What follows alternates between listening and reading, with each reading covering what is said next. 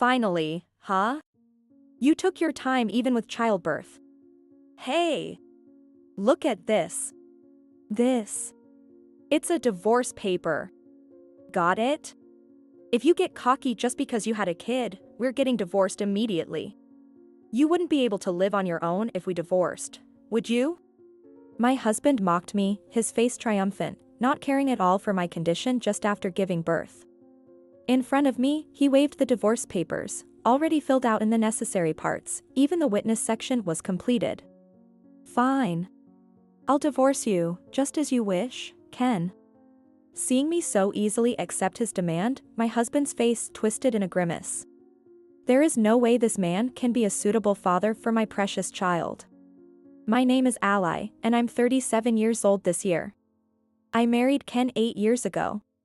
Right after getting married, I wanted to have children immediately, but we were not blessed with any for a long time. While keeping track of my basal body temperature, we tried timing methods at first.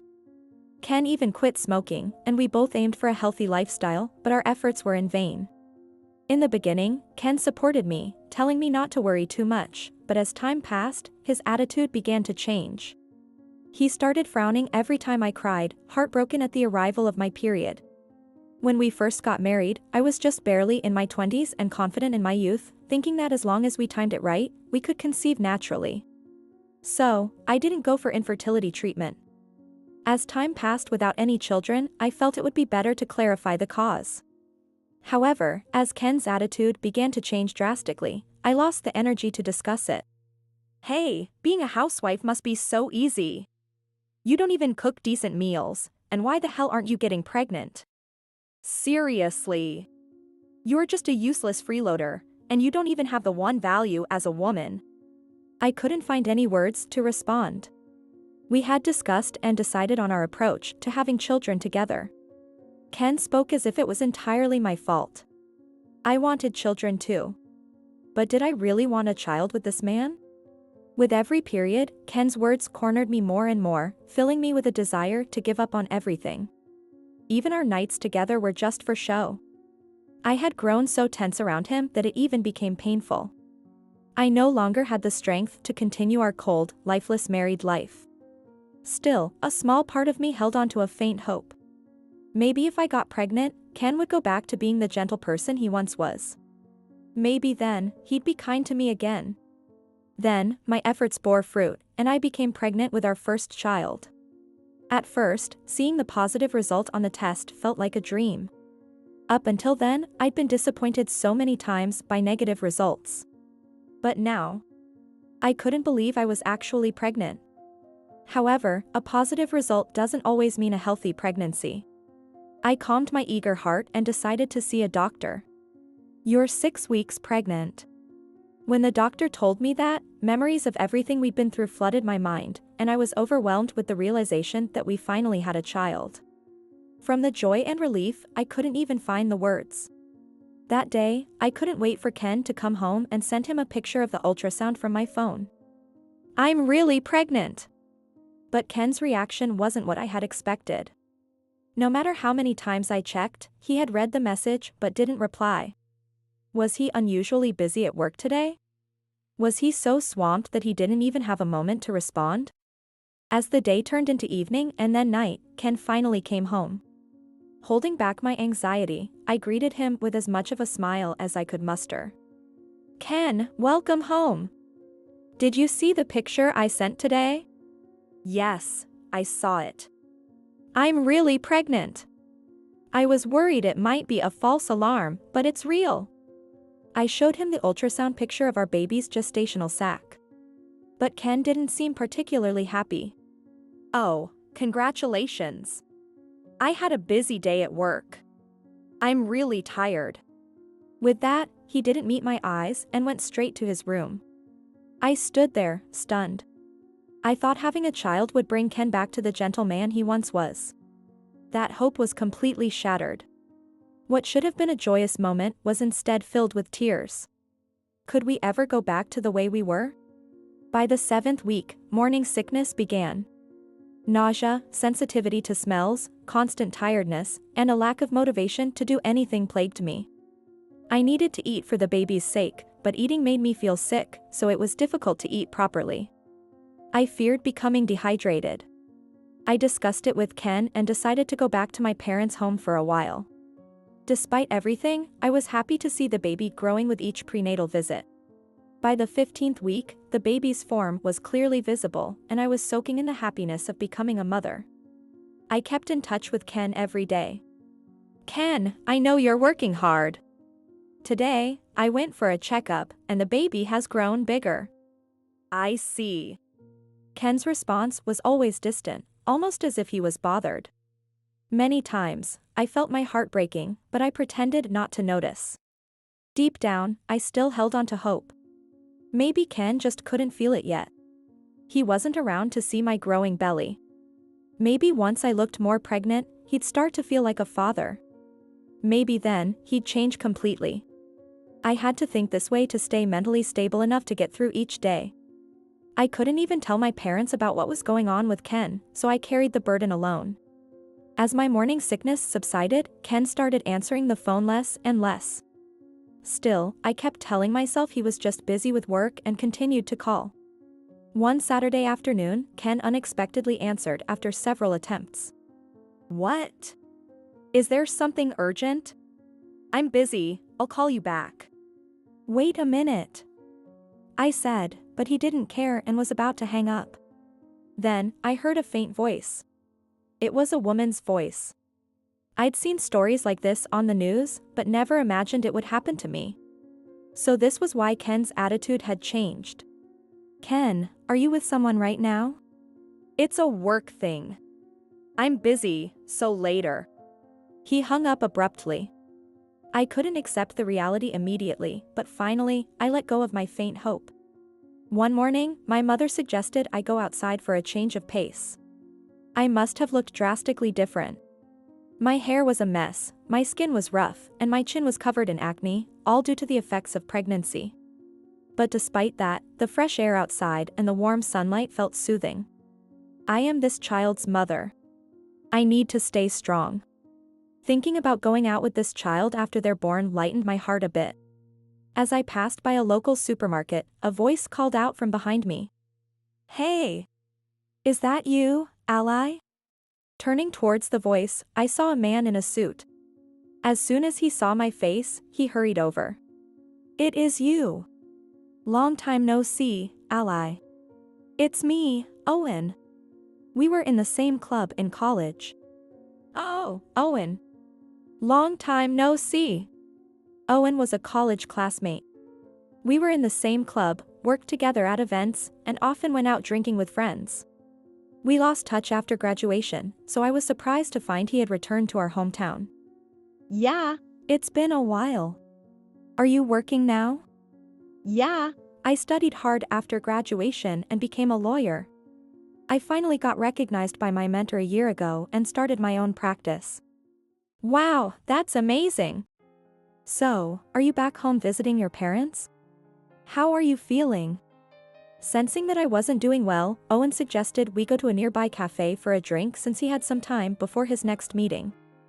I ordered a tomato juice, which was highly recommended, and told him about my current situation. I got married shortly after graduating and am now pregnant. My morning sickness was so severe that I couldn't do housework, so I came back to my parents' house.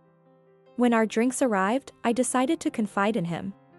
"Suddenly, it's embarrassing to talk about this, but I think my husband might be cheating on me." "I see. Do you have any evidence or suspicions?"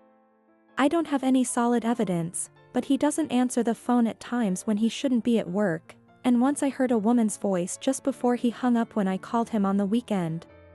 As I spoke, tears I had been holding back started to fall. Even though I felt embarrassed in front of an old friend, I could no longer bear the anxiety alone. Owen remained calm, even seeing my tears. After thinking for a while, he looked at me and said, "If there's anything I can do to help, I will. Both as a lawyer and as a friend." His reassuring words gave me strength. Overwhelmed by his kindness, I began to sob uncontrollably. I was aware of the stares from people around us, but Owen's reassuring words, promising support, made my tears flow even more. Later, he introduced me to a detective agency that his office worked with. It was necessary to investigate the infidelity to know the truth. Though I had suspected it, the results confirmed my fears. The other woman was his colleague in her 20s. Ken had been meeting her frequently after work, taking advantage of my absence while I was at my parents' house. He even invited her to our home sometimes. Until I saw the pictures, part of me still wanted to believe in Ken. I knew the kind person he once was. But seeing clear evidence of his betrayal made my feelings for him grow cold. After discussing it with Owen, I resolved to get a divorce once my morning sickness subsided. The thought of him spending time in our home with another woman made me feel sick. For now, I prioritized having the baby. Due to my health, we decided to proceed with the divorce after the birth. I am a mother now. The child I'm carrying is innocent. Though Ken is the father, this child is precious to me too. I also began preparing to return to work as a single mother.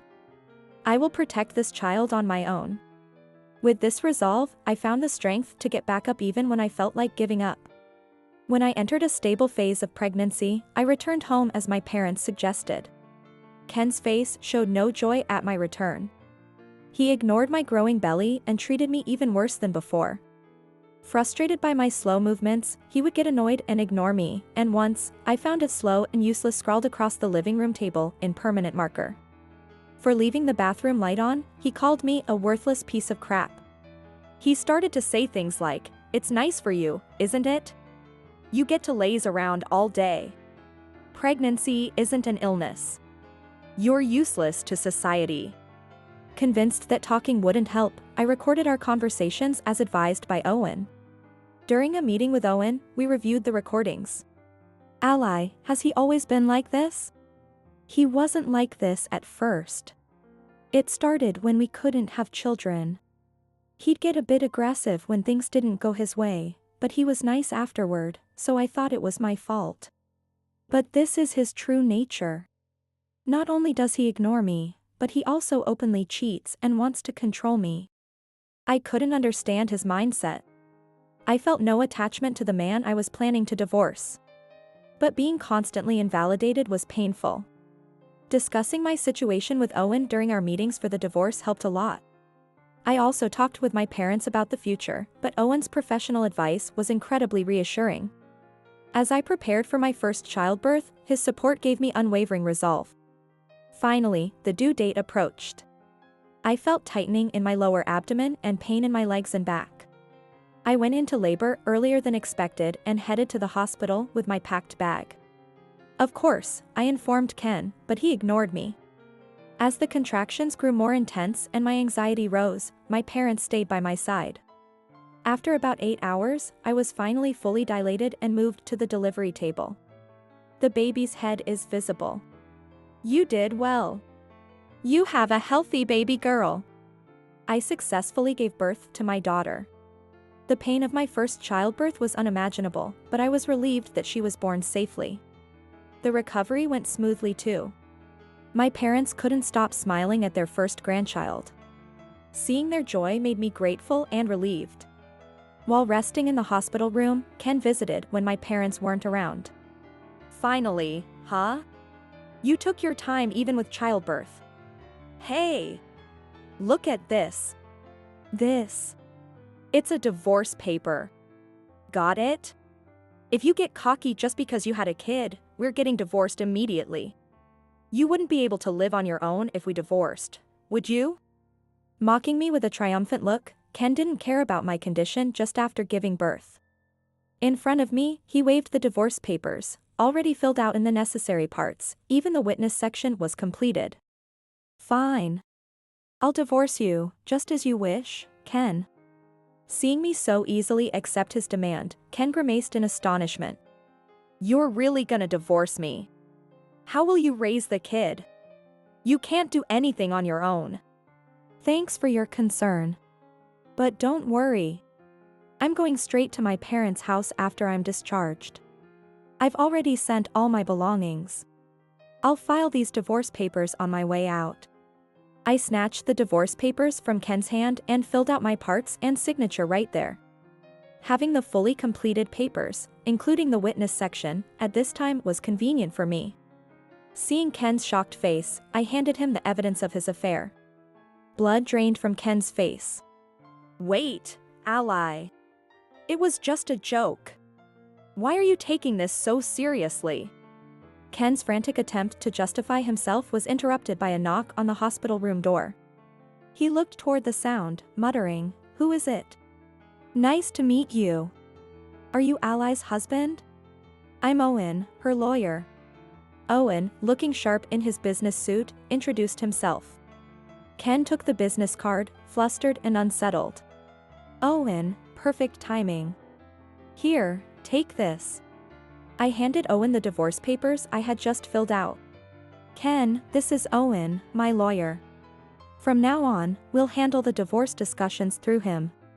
"Hey! What do you mean, discussions?